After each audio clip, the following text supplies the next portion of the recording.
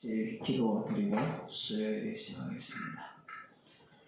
하나님 아버지, 오늘도 말씀 앞으로 인도하심을 감사드립니다. 말씀 앞에 우리가 무너지는 시간이 되게 하여 주옵소서. 예수님 이름으로 기도드리옵나이다. 아멘. 하나님 말씀 마태복음 11장입니다. 마태복음 11장 1절에서 3절까지만 보겠습니다. 6절까지 보겠습니다. 같이 읽을 수 있으면 읽도록 하겠습니다. 예수께서 12 제자에게 명하시기를 마치시고 이에 저희 여러 동네에서 가르치시며 전도하시려고 그 길을 떠나 가시니라. 요한이 옥에서 그리스도의 하신 일을 듣고 제자들을 보내어 예수께 여짜오되 오실 그이가 당신이 오니까 우리가 다른 일을 기다리오리이까? 예수께서 대답하여 가라사대 너희가 가서 듣고 보는 것을 요한에게 구하되 소경이 보며 안전뱅이가 걸으며 문둥이가 깨끗함을 받으며 기머거리가 들으며 죽은 자가 살아나며 가난한 자에게 복음이 전파된다 하라. 누구든지 나를 인하여 실족하지 아니하는 자는 복이 있도다 하시니라. 아멘. 예수님께서 이 땅에 오셔서 복음을 전했습니다. 우리들 같으면 예수님이 하나님의 아들이시니까 택함받은 백성들을 그냥 구원해버리면 되잖아요. 제자들에게 명하시기를 마치시고 이에 저희 여러 동네에서 가르치시며 전도하시려고 그 길을 떠나 가시니라. 유대 땅을 그리고 갈릴리 지역 그리고 사마리아 지역을 예수님께서 돌아다니시면서 천국 복음을 전하셨습니다. 복음이라는 것은 우리가 생각하듯이 언어 전달이 아니에요. 지식의 전달이 아니라는 겁니다. 복음이 전파되는 곳에는 항상 누가 등장을 하느냐라고 할 때는 마귀가 등장을 해요. 악마가 등장을 합니다. 악마가 복음 전파자를 가만두지 않죠. 핍박을 하고 모함을 하고 욕을 하겠죠. 왜 그래야 되느냐라고 할 때는 예수님께서 다른 나라에서 오셨거든요. 이 세상에 속하지 않는 나라에 속한 분이 이 땅에 오셔서 복음을 전하시기 때문에 그렇습니다. 이 세상은 자기들의 나라이기 때문에 자기들의 입맛에 맞지 않는 예수는 거절할 수밖에 없습니다. 예수님께서 지금 유대 땅에 오셨죠.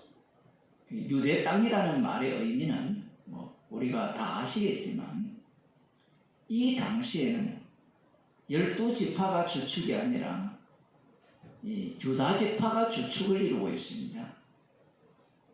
북이스라엘의 10지파는 멸망당했고요. 이 남유다가 어쨌든 이후에 멸망을 당하면서 유다 중심으로 유다 지파 중심으로 이렇게 남은 자가 형성되어 있는 겁니다. 이들은 지금 약속의 땅에 살면서 메시아 왕국을 기다리고 있어요. 천국을 기다리고 있습니다. 했던 얘기를 또 하느냐 하지만 인간은요 천국을 포기하지 않습니다. 여러분이 주일날 설교 듣고 난 뒤에 한 3일이 지났잖아요. 3일 동안 천국을 포기하셨나요? 눈만 뜨면 천국을 상상을 하거든요. 내가 꿈꾸는 천국의 모양이 따로 있는 겁니다. 지금 유대인들은 메시아를 기다리고 있고 그 중에 대표자가 오늘 본문에 등장합니다. 이미 세례 요한은 마태복음 3장에서 등장을 했습니다.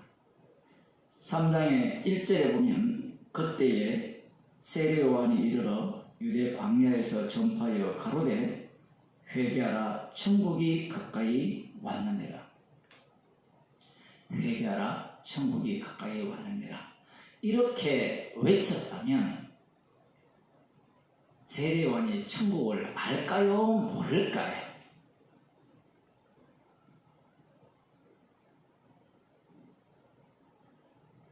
천국도 모르고 회개하라 천국이 가까이 왔느니라 라고 외쳤을까요?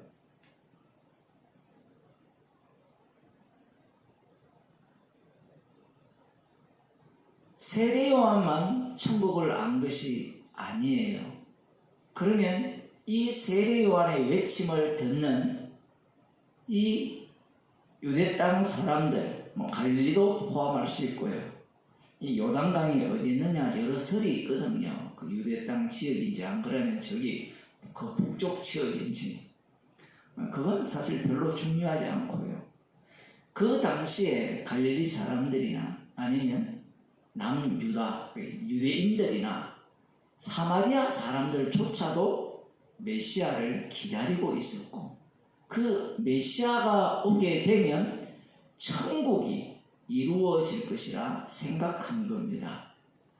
하나님 나라예요. 하나님께서 참 얄궂으신 분이라고 생각이 되는 게 하나님 말씀에서 선지자들의 입을 통해서 천국을 말씀하지 않으셨다면 인간들이 이 당시에 유대인들이나 사마리아 사람들이나 아니면 갈릴리 사람들이 천국을 꿈꾸지도 않았고 기다리지도 않았을 거라는 이야기입니다. 그런데 하나님께서는 바벨론에 의해서 멸망을 당한 그 유대인들이나 유다나 남유다나 아니면 북이스라엘 아수르에서 멸망당한 그들에게 꿈을 심어주신 거예요. 마치 아브라함과 이삭과 야곱에게 약속의 땅을 약속하신 것과 별반 다르지 않습니다. 아브라함을 처음에 부르실 때부터 이미 약속을 하셨잖아요. 그 약속과 바벨론에 의해서 멸망당한 이후에 선지자들을 통하여서 멸망당하기 전에도 이 문서 선지자들을 통하여서 이 메시아 왕국에 대한 약속을 주셨습니다. 그 내용을 세례 요한이 알고 있어요. 세례 요한이 이미 이사야 선지자에 예언된 그 사람이죠. 저는 선지자 이사야로 말씀하신 자라 이렇게 먼저 말씀해 버립니다. 이사야 40장에 예언된 그 선지자거든요. 그러면 우리들의 생각에 이 선지자는 오실 그분의 길을 예비하는 자로서 광야에 외치는 자이기 때문에 회개하라 천국이 가까이 왔느니라 라고 외칠 때 천국이 어떠함을 분명하게 알고 외쳤다라고 생각할 수밖에 없어요. 여러분들은 어떻게 생각하십니까? 마태복음 3장을 읽으면서 3장 한지 몇 년 지났어요. 벌써 3장을 다시 읽어본 분들이 있을 거고요. 세례 요한이 회개하라 천국이 가까이 왔느니라 라고 외쳤다면 천국에 대해서 분명하게 알고 외쳤을 거라 그런 생각을 할 수밖에 없고요. 특히 3절에 보면 저는 선지자 이사야로 말씀하신 자라 했기 때문에 하나님께서 보내신 자잖아요. 하나님께서 보냈다면 하나님께서 세례 요한에게 장차 오실 그 메시아가 어떠한 분임을 우리가 흔히 말하는 정보죠. 정보를 다 주었을 것이라 그렇게 생각을 하게 됩니다. 그런데 문제는 세례요한이 과연 천국을 알고 있었느냐라는 거예요. 알고 있기는 있었어요.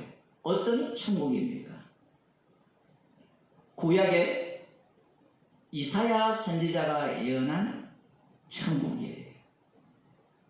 아니면 에스겔 선지자가 예언한 천국, 다니엘 선지자가 예언한 그 천국을 세례요한은 참된 천국이라 생각한 겁니다. 그러면 우리는 손을 들고 세례요한이 회개하라 천국이 가까이 왔다 라고 외친 것이 잘못되었지 않느냐, 제대로 된 외침이 아니지 않느냐. 그러면 마태복음 3장 3절에서 저는 선지자 이사야로 말씀하신 자라는 말씀이 서로 삼았지 않는 것이 아니냐, 이렇게 생각할 수밖에 없는 겁니다. 어떻습니까? 만일에 하나님께서 보내신 이사야가 예언한 그 선지자라면 알고 외쳐야 될 거 아니에요?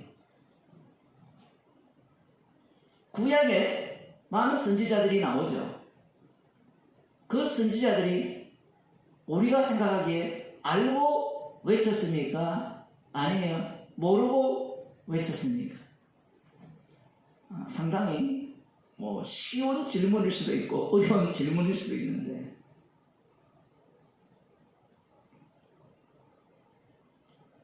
하나님의 지시를 받아 외치긴 외쳐요. 그런데 그 선지자들이 제대로 알았어요? 몰랐어요? 몰랐죠. 에스겔을 예를 든다면 그를 인자로 부르면서 하나님께서 새롭게 만드신 그 성전 청량 작업에 참여시키잖아요. 그가 그 성전을 보았을 때 하나님께서 세우실 성전은 어떤 성전이었을까요? 오늘날 유대인들이 기다리는 제3성전이죠. 헤롯 성전은 아니고요. 그건 헤롯왕이 만들었습니다. 건물로 만들어지는, 지어지는 성전이라 그렇게 생각할 수밖에 없습니다. 예수님께서 자신의 몸을 성전이라 라고 이렇게 소개를 하셔도 못 알아들어요. 아니, 이건요, 오늘날도 마찬가지잖아요. 예수님의 몸이 성전이다, 그 몸의 지체들이 성전이다 라고 다 배웠잖아요. 배워도 교회에서는 건물을 성전이라 부르잖아요. 희한하죠. 건물을 성전으로 부르지 아니하면 사람들은 교회로 안 와요. 그리고 그게 성전인 줄 알아요. 우리의 몸이, 이 몸이 성전이 아니고요, 그리스도의 몸이 성전인데, 다시 말씀드립니다만 너희 몸이 성령의 전인 줄 알지 못하느냐 할 때는 1인칭이 아니라는 걸 명심하셔야 됩니다. 혼자는 성전이 안 돼요. 오늘날은 워낙 개인주의가 발달하니까 나 혼자 내 몸이 성전이다 이렇게 주장하고 그렇게 많이 가르치고 배웠는데, 내 혼자 몸은 성전이 될 수가 없어요. 성전은 함께 지어져 가는 중이에요. 주님께서 십자가의 피로 완료하시기 때문에. 그런데 그렇게 이야기하면 확 와닿습니까? 와닿지 않습니까? 우리가 이렇게 모여 있잖아요. 성전이다 하면 와닿아요? 안 와닿아요? 안 와닿아요. 왜냐하면 성전에 대한 이미지가 벌써 우리가 갖고 있기 때문에 그래요. 주님이 만드신 성전 개념이 우리가 갖고 있는 개념과 다르기 때문에 그렇습니다. 선지자들이 다 알고 외쳤느냐? 제가 모르고 외쳤다라고 하면, 그런데 어떻게 외치느냐? 선지자들은 외치면서 그 말씀 속에 합류당하면서 자기가 외친 그 말씀의 이루어짐 속으로 그냥 빨려든 거예요. 그게 이제 신약에 의하면 그리스도의 영을 받은 자들이 예수님의 십자가의 완료성을 증거하는 선지자로 활동한 겁니다.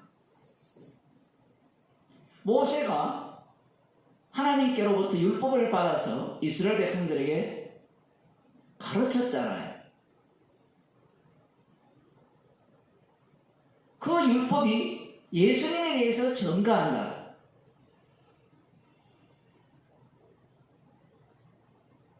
이후에 나와 같은 선지자를 한 사람을 일으킬 것이다 라고 예언을 했는데, 그 선지자가 선지자의 실체인 하늘로부터 오신 하나님의 아들이신 십자가에 못 박혀 죽으시는 그 주님임을 알았느냐? 몰랐죠, 그 당시에.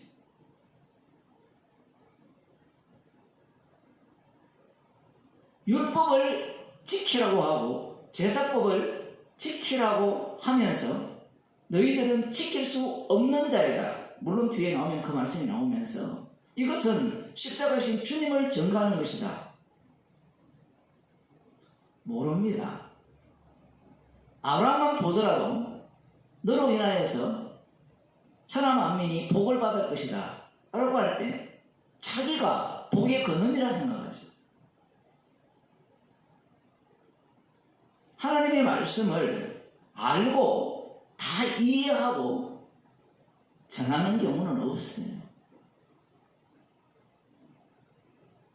다니엘을 보게 되면 기도하는 가운데 하나님께서 에레미야 선지자를 통하여 말씀하신 70년을 깨닫게 되었거든요.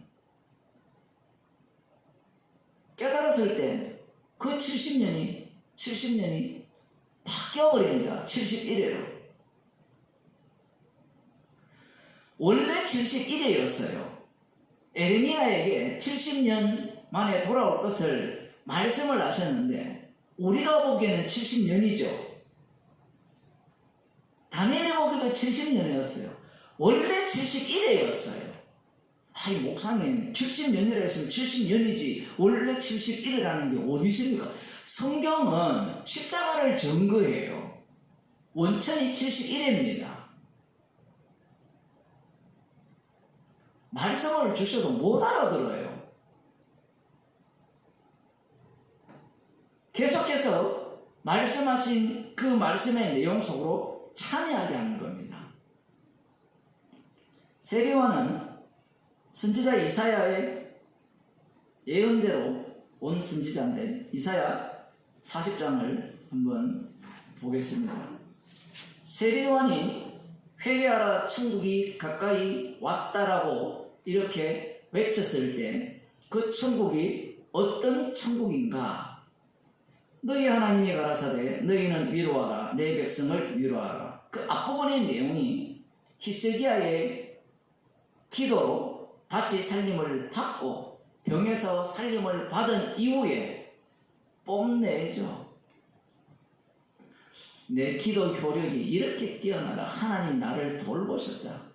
그 교만으로 인하여서 성전에 있는 보물과 자기의 왕궁에 있는 모든 것들을 하나도 안 보여준 게 없습니다. 우리가 보여줄 때 왜 보여줍니까? 이만큼 내가 잘 살고 있고 잘났고 예쁘고 그래서 보여주거든요. 그 가끔 어떤 곳에 가면 그 곳의 주인이 샅샅이 다 구경시켜줘요. 그것이 쓰레기 더미가 가득하고 그러면 구경시켜주지 않습니다. 자랑하기 위해서죠. 어쨌든 지금 그 일로 인하여서 바벨론에 의해서 멸망당할 것이라는 것을 말씀과 동시에 40장에서는 이 하나님에 의한 진노의 때가 끝났다라는 얘기를 40장에서 하고 있습니다. 그러면 이 진노의 때가 끝나는 것이 언제냐? 70년 이후라고 생각을 하는데 물론 맞아요. 한 단계 건너서 70년 이후에 포로로 잡혔다가 돌아와서 70년 만에 성전이 건립되지만 됨으로 말미암아 그 성전은 초라하고 이 성전은 성전이 아니야 라는 것을 말씀함과 동시에 더 재밌는 것은 진짜 성전인 예수님이 오시면 더 초라해요.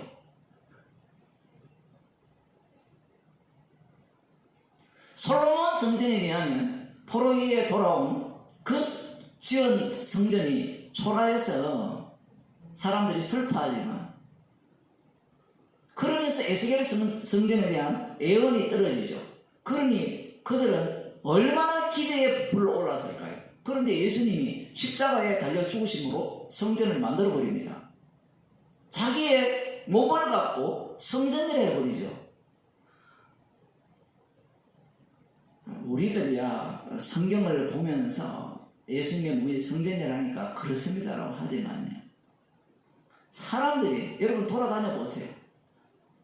제 눈에 보이는 게 하나님의 교회가 제일 아름다운 것 같아요. 요즘 여기 보면 대리석으로 대리석 같은 걸 해가지고 왜 그렇게 할까요? 왜 그렇게 꾸미겠습니까? 초라한 성전은 원치 않거든요. 십자가 지신 예수님은 원하지 않습니다. 교회를 더욱더 화려하게 지어야 되는 거예요.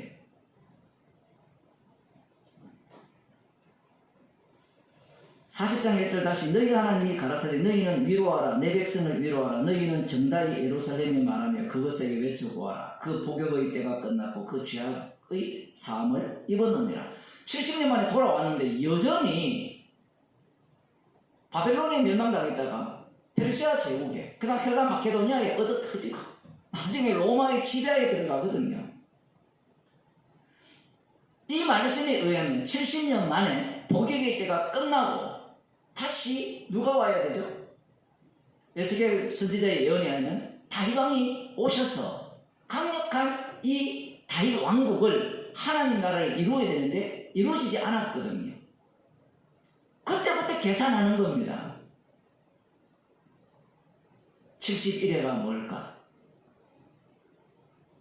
그때부터 이단이 나오기 시작한 거예요. 지금 세례 요한도 메시아를 기다렸거든요. 71회의 때가 언제 완료되는가? 다니엘 선지자에 의하면 떠인 돌이 사람의 손으로 말미암지 않는 떠인 돌이 날아와서 그 모든 것들을 박살내고 로마 제국을 박살내고 태산을 이룬다 했잖아요. 시온산을 중심으로 이 다윗 왕국이 세워질 거라는 그러한 꿈을 세례요한도 똑같이 갖고 있어요.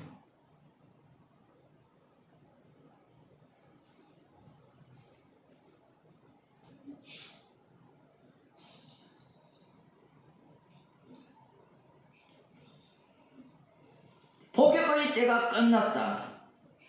네, 마이크 꺼주세요. 네. 복역의 때가 끝났고 그 죄악의 사함을 입었느니라. 그러면 더 이상 로마 제국의 앞에서 머물러 있지 않아야 되는 그 때를 기다리는 거예요.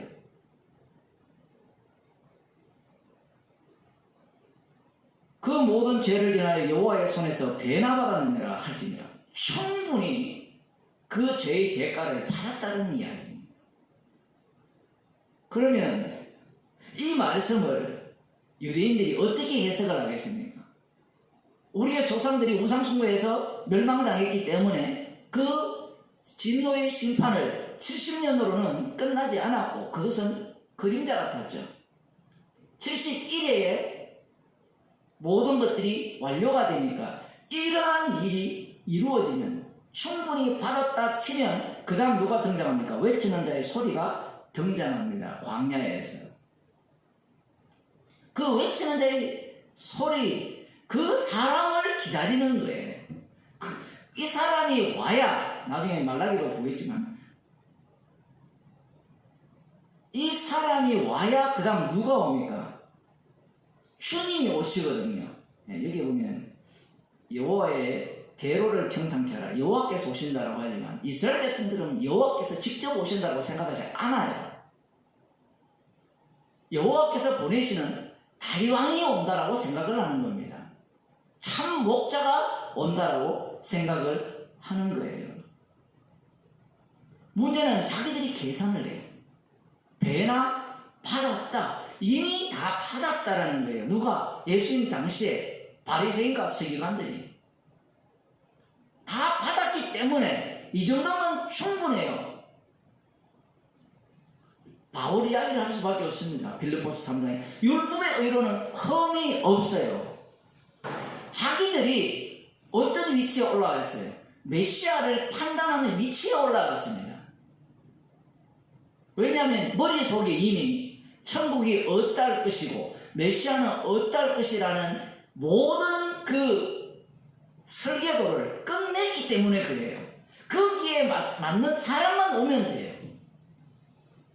엇비슷해도 혹시 아닐까라고 생각을 하는데, 그런데 그 설계도에 정확하게 맞지 않으면 언제든지 쳐내버립니다. 그 설계도는 어디에서 출발합니까? 선지서에서 출발을 해요.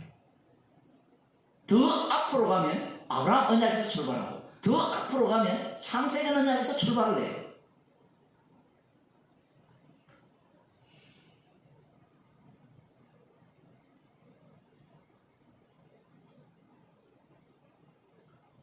그 설교대에 맞는 인물이 등장하기를 고대하는 거예요. 백날 고대해도요, 맞는 인물 없습니다. 그들의 문제가 무엇인가 하면 말씀 자체를 자기가 해석할 수 있다라는 거 생각해요. 자기가 말씀을 해석하면요, 결국은 오는 메시아는, 오시는 메시아는 나를 위한 메시아밖에 안 돼요.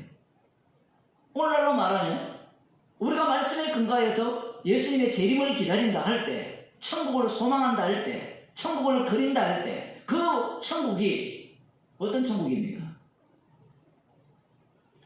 그 요즘 그 넷플릭스 드라마 중에 수리남인가 뭐 혹시 보셨어요? 수리남. 저는 뭐 차 수리하는 남자인 줄 알았어요. 차 수리하는 남자 나오죠? 네, 차 수리하는. 그래서 수리남입니다. 나라 이름인데. 그게 보면 목사가 나오거든요. 그거 보면 시간이 아까우니까 그냥 서머리 보세요. 유튜브 가면 서머리 다 나오니까. 어느 세월에 그거 다 봅니까? 이 사람이 마약을 파는 사람인데 사기꾼 중에 사기꾼이죠. 그래서 이제 자기가 살기 위해서 목사를 하면서 실제는 안 그랬대요. 제가 보니까 그게 너무 실제 같아요. 오늘날 교회 목사들이 마약을 팔고 있잖아요. 어떤 마약을 팔고 있어요? 똑같은 겁니다. 유대인들이 말씀에 근거해서 마약을 파는 거예요. 말씀에 근거해서 오실 메시아가 일할 거니까 우리가 준비하자는 거예요. 그 사람이 성찬식을 하면서 뭘 먹입니까? 수리남에 보면 포도주에 코카인이 아니고 코카인 맞아요. 이름도 마약을 집어넣어가지고 병가게 만들어요.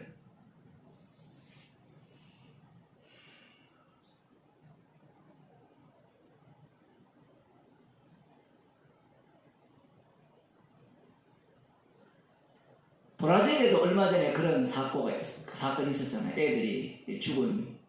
자기들이 거기가 천국이라고 그러거든요. 우리나라에도 알려지지 않았지만 산 속에 들어가서 그런 천국 집단을 만든 사람이 아마 숫자는 꽤 있을 거예요. 그 사람들이 왜 그들의 말을 듣느냐? 말씀을 바탕으로 하여서 천국을 소망하기 때문에 그래요. 말씀을 바탕으로 하여서 천국을 소망하는 게 뭐가 잘못되었느냐? 그게 보면 그 주인공이 황모인데 제가 원래 기억을 잘 못하기 때문에 성경 말씀을 얼마나 잘 인용을 하는지 몰라요. 틀린 말을 안 해요. 나의 대적자는 다 하나님의 대적자예요. 그 말이 맞아요, 틀려요? 지금 말씀을 듣는 여러분은 어떻습니까? 나의 대적자가 하나님의 대적자 아닙니까? 나는 지금 하나님을 믿고 있고 예수님을 믿고 있고 확신 속에 있으면 나의 대적자가 다 하나님의 대적자야지. 교회 안에 있는 사람들 다 그렇게 생각하잖아요. 나를 대적하는 것이 하나님을 대적하는 것이다. 그럼 맞는 말입니까? 틀린 말입니까? 맞는 말이거든요.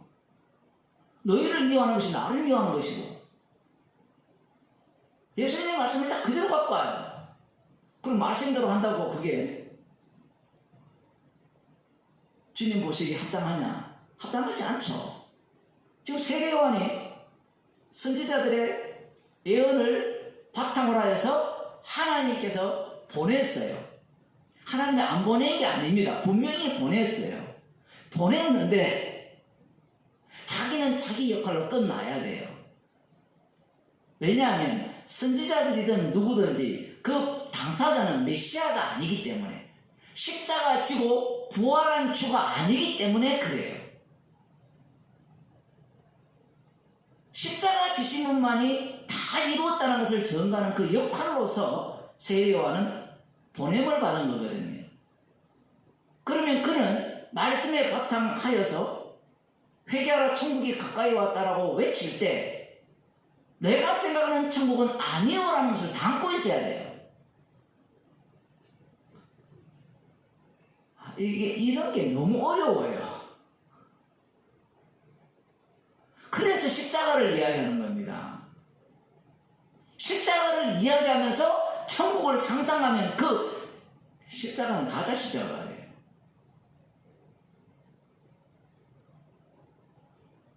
너희는 광야에서 여호와의 길을 예비하라. 사막에서 우리 하나님의 대로를 평탄케 하라. 골짜기마다 도도해지며 산마다 작은 산마다 낮아지며 고르지 않는 곳이 평탄케 되며 험한 곳이 평지가 될 것이요. 얼마나 신나게 외칠까요? 물론 세례 요한이 자신을 인식하고 있었죠. 내가 세례를 줄 때 성령이 비둘기같이 임하는 그분이 바로 성령으로 세례를 주실 분이다. 그걸 다 알고 있습니다. 알고 있는 상태에서 지금 이 말씀이 이사야 40장에 예언한 이 말씀이 곧 이루어질 거라는 거예요. 그게 천국인데 그 천국은 심판의 나라예요. 심판이 없다면 회개할 할 이유가 없잖아요. 조금 더 봅시다. 여호와의 영광이 나타나고 모든 육체가 그것을 함께 보리라. 대저 여호와의 입이 말씀하셨느니라. 여호와의 영광이 나타난다 했잖아요. 그러면 여호와의 영광이 어떤 영광입니까? 여호와의 영광이 번제단에 태워지는 불꽃 가운데 나타나거든요. 그러면 그 불꽃은 누구를 태우는 겁니까? 적을 태우는 겁니까? 나를 태우는 겁니까?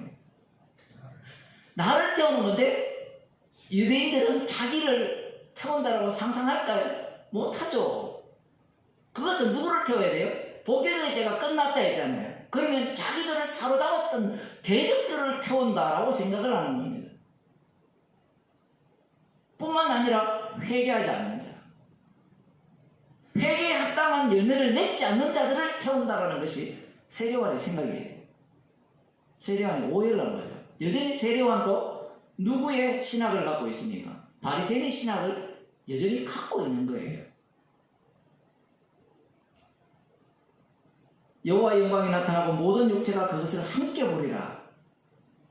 분명히 모든 육체가 함께 보리라 했잖아요. 그러면 누구든지 여호와의 영광이 나타나는 것을 봐야 되잖아요. 그런데 재밌는 것은 세례 요한이 세례를 줄 때 성령이 비둘기같이 임하는 것을 세례 요한 본인만 봤어요. 예수님도 물론 보셨고. 그러면서 기대를 하죠. 모든 육체가 여호와의 영광이 나타난 것을 보게 될 것이다. 그러면 그분이 나타나면 심판의 나라가 되거든요. 그 심판 속에서 회개에 합당한 열매를 맺지 않는 자들은 심판을 받고 거기에 합당한 자들은 천국에 들어갈 것이라는 그런 생각을 했습니다. 세례 요한 자신이 불로서 심판 받을 당사자라고 생각을 못하죠.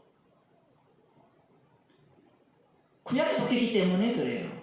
못하는데 주님께서 그 세례요한을 자신의 십자가 사건 속으로 끌고 들어버립니다. 언제 들어갔습니까? 이렇게 물어도 답변해도 대답이 안 돼요. 말하는 자의 소리여 가로되 외치라. 대답하되 내가 무엇이라 외치리까? 가로되 모든 육체는 풀이요 그 모든 아름다움은 들의 꽃 같으니 풀은 마르고 꽃은 시들면 여호와의 기운이 그 위에 붑니다. 이 백성은 실로 풀이로다. 풀은 마르고 꽃은 시드나 우리 하나님의 말씀은 영영이 있으리라. 아멘 하면 되잖아요. 그러면 여기에 풀은 마르고 꽃은 시든다 할 때 모든 육체는 풀이라 했잖아요. 그럼 여기에 모든 육체 속에 세례요한도 들어가야 되고 남은 자 이스라엘도 다 들어가야 되죠. 그런데 안 들어가죠.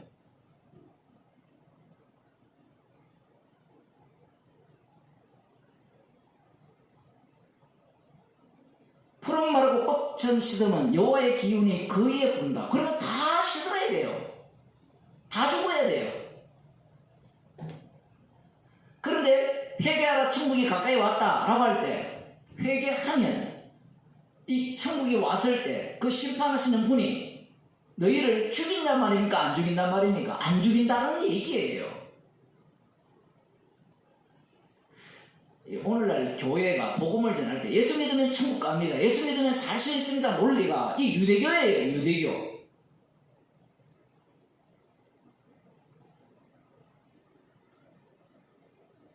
그러니 그들에게 십자가는 어떤 의미를 갖게 됩니까? 자기 꿈을 만들어주고 희망을 만들어주는 겁니다. 그렇지 않아도 선악과를 따먹은 인간이고 에덴 동산에서 쫓겨났기 때문에 나름대로 천국을 상상하거든요. 천국의 모양 중에 또 하나가 교회잖아요. 교회 가면 이럴 것이다. 복음을 알면 이럴 것이다. 복음을 아는 가정은 이러할 것이다. 제가 아까 그런 말씀을 드렸잖아요. 늘 천국을 꿈꾸고 있다. 이건 내가 원치 않아도 육이 있는 한 늘 꿈꿔요. 이러해야 될 거다. 이러해야 될 거다. 아니 그건 천국이 아니고 단지 제 소망일 뿐인데요. 그 소망이 내가 꿈꾸는 천국이거든요. 그것도 그냥 소망합니까? 말씀을 바탕으로 하여서 말씀에 근거하여서 말씀을 배우면 배울수록 더 말씀을 이렇게 차곡차곡 쌓아가지고 천국을 꿈꾸는 거죠. 아름다운 소식을 시온에 전하는 자여 너는 높은 산에 오르라. 아름다운 소식을 예루살렘에 전하는 자여 너는 힘써 소리를 높이라. 이 아름다운 소식을 시온에 전한다 할 때 시온주의잖아요. 시온이 회복될 것이라. 시온의 영광이 빛나는 아침 그런 찬송가가 있듯이 그것이 이런 데서 나온 얘기란 말입니다. 그러면 아름다운 소식은 이 복유될 때가 끝났고 하나님께서 약속한 그 메시아가 오실 것이고 우리를 저 적들로부터 구원하실 것이고 우리의 적들은 다 불살라버릴 거고 우리는 구원받아서 이 시온산에서 왕을 중심으로 왕노릇하면서 살 것이다. 그 아름다운 소식을 전한다는 이야기입니다. 그 소식을 세례요한이 앞장서서 먼저 전했거든요. 그러니까 사람들이 요단강으로 회개하려고 몰려오는 거예요. 그러나 바리새인과 서기관들은 비웃죠. 왜 비웃습니까? 회개할 게 없어요. 회개할 게 없어요.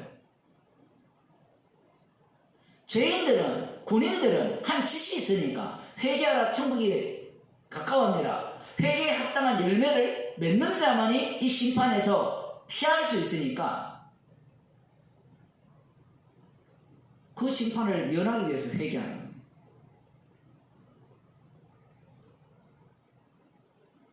율법대로 살아가는 자들은 회개할 이유가 없는 거예요.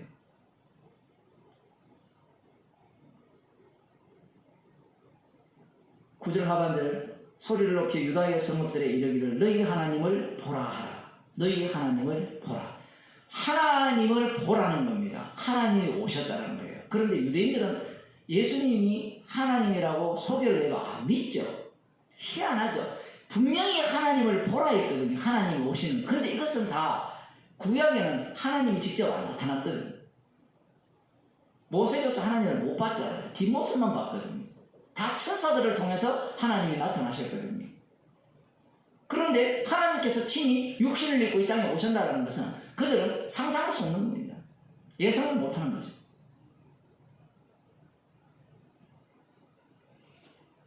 보라, 주 여호와께서 장차 강한 자로 임하실 것이요 친히 그 팔로 다스리실 것이라. 보라, 상급이 그에게 있고 보응이 그 앞에 있으며. 이 말씀을 보면 누가 생각나죠? 아브라함이 생각나죠. 나는 너의 지극히 큰 상급이요 방패라. 지극히 큰 상급이고 방패일 때 누가 전쟁했습니까? 아브라함이 전쟁을 했죠.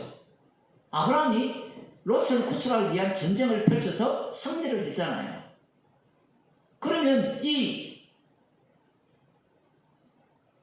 말씀을 읽는 자들은, 이사야 40장에 나오는 이 말씀을 읽는 자들은 누가 전쟁을 하겠어요? 여호와께서 장차 강한 자로 임하실 것이오라고 할 때 진짜 하나님이 이 땅에 오실 것이라고 생각을 할까요? 안 할까요? 안 하죠. 그러면 하나님이 예언한 그 다윗의 후손으로 오시는 다윗 왕이 강한 자로 임할 것이다. 그를 통하여서 친히 다스릴 것이다 라고 생각을 하고, 여기에 보면 강한 자로 임한다라고 의미도, 그 강한 자의 의미가 어떤 강한 자입니까? 힘의 논리죠. 다윗은 힘으로 승리한 게 아니거든요. 만군의 여호와의 이름으로 승리를 했어요. 할례받은 자와 할례받지 못한 자의 전쟁이었습니다. 그런데 문제가 뭐예요? 인간들의 눈에는 무슨 전쟁으로 보입니까? 힘의 전쟁으로밖에 안 보여요. 그래도 칼과 활이 있어야 되지 않습니까? 칼과 활의 전쟁이 아니라고 아무리 이야기해도 그게 있을 거예요. 아예 그것을 완전히 배제한 전쟁이면 이해가 되는데 그게 개입이 되어 있어요. 그러니 세례요한이 자기가 광야에 외치는 자의 소리로서 외칠 때 이 심판하실 분이 어떠한 분으로 오실 것인가? 여기 보면 강한 자로 오신다고 되어 있잖아요. 그에게 상급이 있고 보응이 그 앞에 있다. 그렇게 말씀을 하시니까 당연히 세례요한의 입장에서는 이제 말씀이 완성될 때이네요. 드디어 계속해서 아브라함에게 하신 약속이 딜레이가 되었잖아요. 약속 땅에 들어가서 실패했으니까 그 실패한 원래 약속이 이제 다윗왕으로 오시는 이 예수, 자기가 물로서 세례를 주는 그분에 의해서 성취될 것이라는 겁니다. 그런데 예수님이 뒤에 하나 조금 더 봅시다. 그는 목자같이 양머리를 먹이시며 어린 양을 그 팔로 모아 품에 안으시며 젖먹이는 암컷들을 온순히 인도하시리라. 참 목자거든요. 에스겔 34장에 예언된 그 목자. 목자면 어떻게 해야 돼요? 강한 힘이 있어야 되죠. 그러니 이 세례요한이 예수님을 전가한 이후에 감옥에 갇혔잖아요. 갇힌 이후에 이 예수님에 대한 소식을 들었던 겁니다. 들어보니까 자기가 예상한 그 메시아의 모습을 보여주지 않는 겁니다. 지금 자기가 갇혀 있거든요.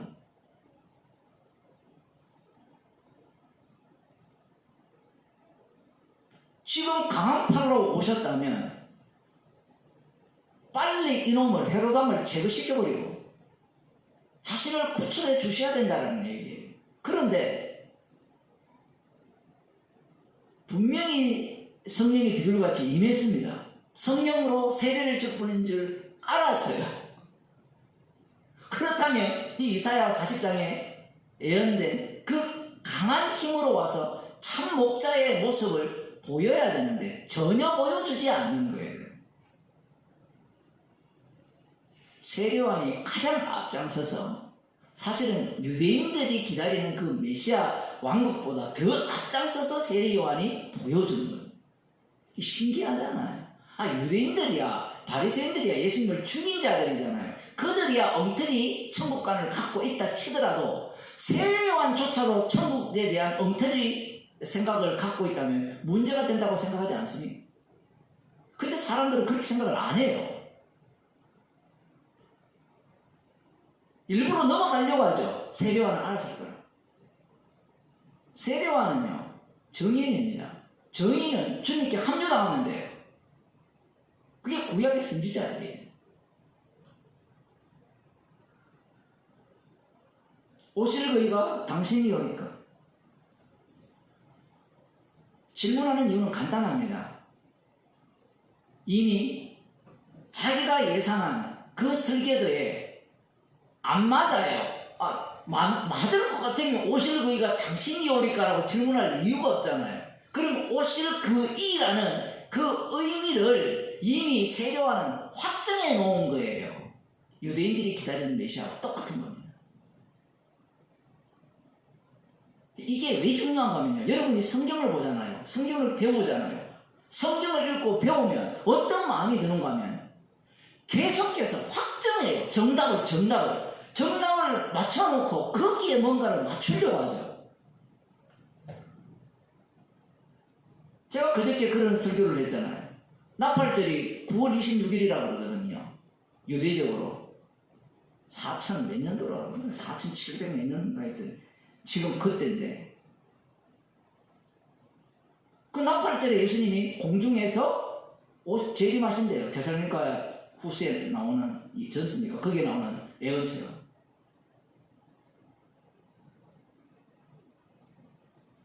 자기들이 성경을 연구해서 분명히 그날 아버지는 아무도 모른다, 아버지만 안다라고 말씀을 해도 안 듣죠. 하여튼 인간의 악마성은 희한합니다. 예수님이 말씀하신 것을 다 피해가면서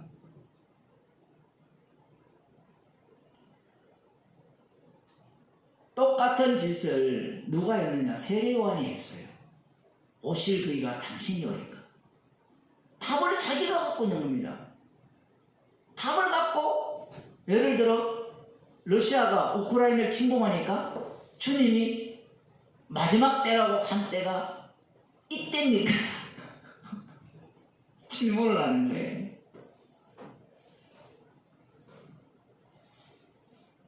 아니면 지진이 뉴스라는 게 돈벌이거든요. 우리는 뉴스가 뭐 대단한 걸 좋은 정보, 바른 정보를 준다 이렇게 생각하지만 자본주의 시대는 다 돈벌이일 뿐이에요. 돈벌이를 하려면 자극적으로 해야 돼요. 자극적으로. 뭐 불의 고리에 뭐 지진이 일어나고 처치에 지진과 기근이 일어나고 아프리카는요 늘 기근이었어요.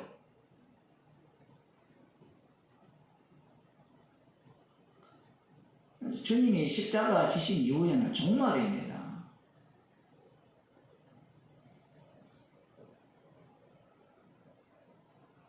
말씀을 근거로 하여서 주님이 오실 때가 이때니까 천사장의 나팔을 불 때가 이때니까 자기가 답을 갖고 움직여요. 그런 사람들이 인기가 정말 많아요. 왜냐하면 인간의 그 호기심, 인간의 본심은 이미 유대인을 통해서 다 드러났기 때문에 그래요. 율법을 주시니까, 예언을 주시니까 그 예언을 연구하여서 그 예언의 바탕을 촘촘히 엮어가지고 메시아가 오시기를 자기가 이미 상상을 다 해버렸어요. 성령 받는 것도 자기가 다 상상을 했어요. 성령 받으면 이럴 것이야. 그걸 목사가 계속해서 가르쳐 줬잖아요. 교회 가면. 나도 저렇게 성령 받고 싶어. 말씀 충만하고 싶어. 우리 어릴 때 막 말씀 충만, 성령 충만, 기도 충만, 뭐 은혜 충만.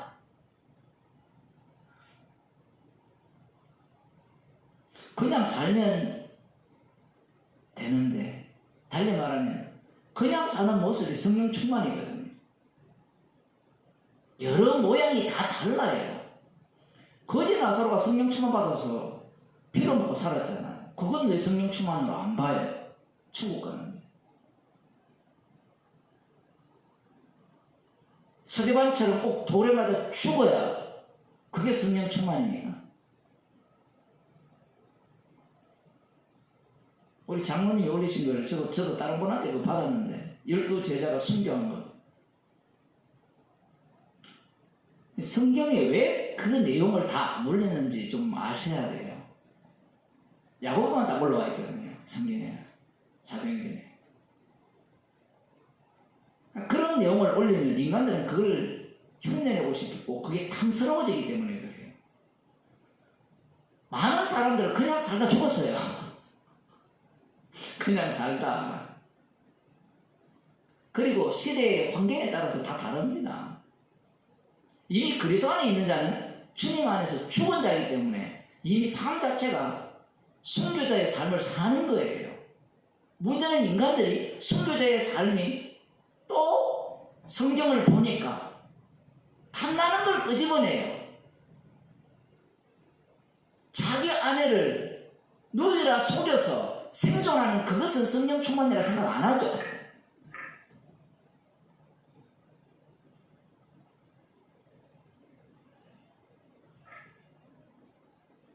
성령 충만이 뭐예요? 도인이 되는 겁니까? 훌륭한 사람이 되는 겁니까? 성령 충만 받으면 십자가 외에는 자랑할 것이 없는, 십자가만 자랑하는 죄인이 돼요.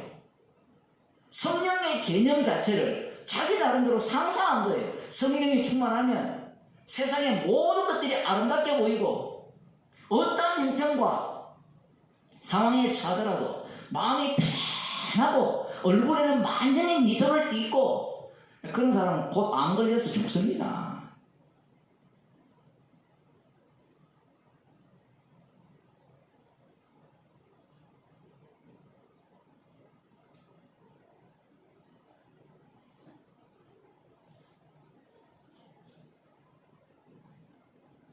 제가 말씀을 준비하면서 어떤 교회, 자기 교회만 부르는 보감선거 같은데 가사가 끝내줬어요. 정확하게는 기억 못하는데 그겁니다.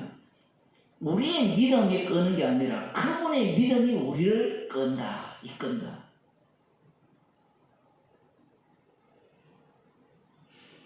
나의 믿음이 끌려 인도함을 다 받는 게 아니라 그분이 우리를 인도하신다. 예수님이 인도한다는 거예요. 여러분도 잘 아는 예수 중심교회 그 목사가 쓴 가사예요. 박보검인가? 그 사람이 다닌다고 하네. 들어보면 다 맞아요. 맞는 말이잖아요. 얼마나 놀랍습니까? 그래서 그 예수님이 우리를 끈다. 이 교회 이름도 끝내주잖아요. 예수 중심교회. 그 예수가 누구를 위한 예수예요? 나를 위한 예수거든요. 그러면 그 사람이 말을 할 때 성경에 없는 이야기 하겠습니까? 이 이야기를 할 거예요. 예수님께서 세례요한에게 답변을 이렇게 합니다. 한번 보세요. 소경이 보며 안전뱅이가 걸으며 문둥이가 깨끗함을 받으며 기머거리가 들으며 죽은 자가 살아나며 가난한 자에게 복음이 전파된다 하라. 여기서 복음이라는 단어가 나오죠. 그런데 세례요한은 이미 감옥에 있을 때 예수님께서 이 일을 하시는 것을 다 알았어요. 아는 이야기를 또 한 거예요. 그런데 이게 복음이라는 겁니다. 육에 속한 자는 이 말씀을 못 알아듣죠. 세례요한이 알아들었다 못 알아들었다 내용이 없어요. 근데 예수님이 칭찬을 하거든요. 그러니 세례요한이 자기가 증거한 내용을 자기도 모르는데 주님께서 그 증거한 내용 속으로 합류시켜버렸어요. 지금 세례요한은 예수님의 말씀을 통해서 무엇을 듣고 있습니까? 십자가에서 자유심을 듣고 있는 거예요. 그게 복음이에요. 그 십자가에서 승리하신 모습을 보여주는 겁니다. 그게 바로 여기 나오는 소경이 보며, 어떻게 소경이 봅니까? 창조주의 능력으로 소경을 보게 하는 것은 천국으로 인도함을 못해요. 십자가의 능력만이 사망에서 생명으로 옮깁니다.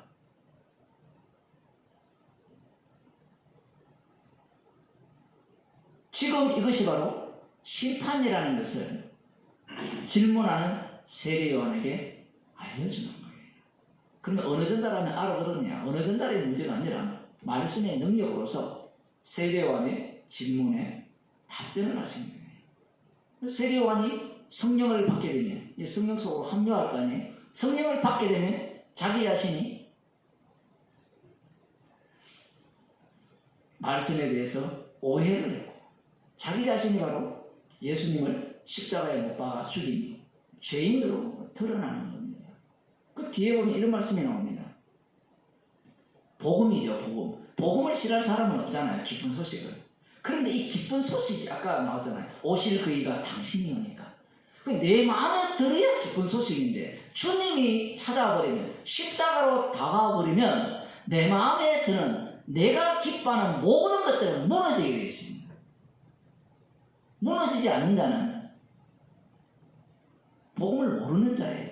그래서 이렇게 말씀합니다. 예수님께서 누구든지 나를 인하여 실족하지 아니하는 자는 복이 있도다. 메시아를 기다렸죠. 메시아를 기다리는데 예수님이 십자가를 쫙 지시니까 어떻게 됐습니까? 모든 인간들이 실족해버렸어요. 12제자조차도 실족해버렸어요. 그러니 나로 인하여 실족하지 않는 자는 복이 있다는 이 말씀 속에 들어갈 자는 아무도 없어요. 그러면 이 말씀 속에 누가 합류합니까? 십자가에 신 그분이 새롭게 자기 피로 구원한, 새롭게 창조한 그들이 이 말씀 속에 합류당하게 됩니다. 그렇다면 반드시 성도는 예수님으로 인해서 실족한 자가 되어야 돼요. 실족한 자가 아니면 십자가의 사랑을 알지 못하는 자입니다. 기도하시겠습니다. 하나님 아버지, 말씀을 읽으면서도 내가 상상하는 천국을 그리고 예수님을 그리고 그러하기에 끊임없이